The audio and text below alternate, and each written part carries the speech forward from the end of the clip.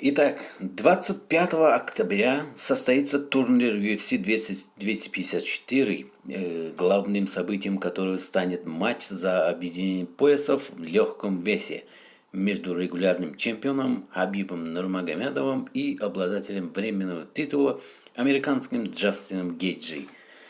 Хабиб в последнем бою, который прошел больше года назад, доминирующий мире, разобрал прошлого временного чемпиона Дастина Порье, а Гейджи, в свою очередь, в мае брутально избил другого топ-бойца легкого веса Тони Фергюсона.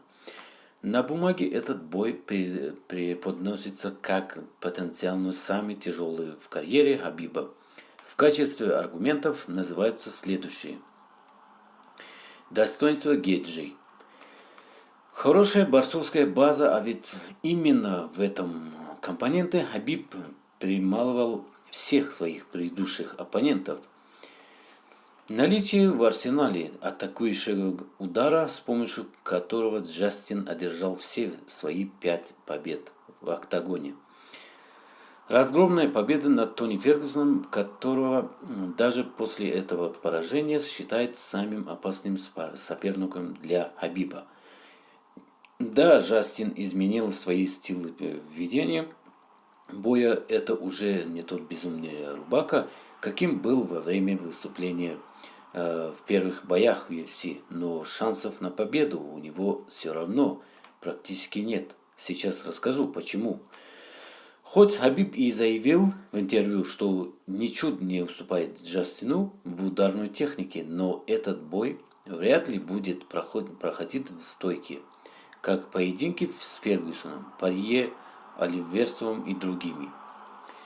Хабиб, скорее всего, с самого начала пойдет в партер, как это было в бою с Конором Макгрегором. Вряд ли Нурмагомедов будет ждать пропущенного удара от Джастина, чтобы привести бой вниз, как это было в боях с Джонсоном и Порье, потому как любой удар в исполнении Джастина Гейджи может стать в бою последним для его соперников.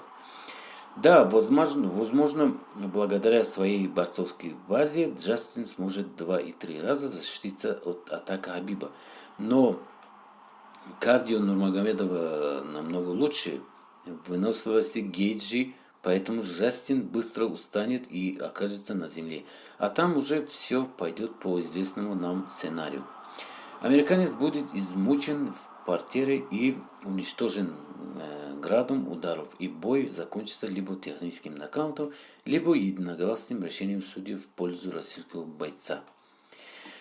Дорогие зрители, что вы думаете об этом, пишите в комментариях. Но сегодня у Джастина Гейджи битва взглядов была.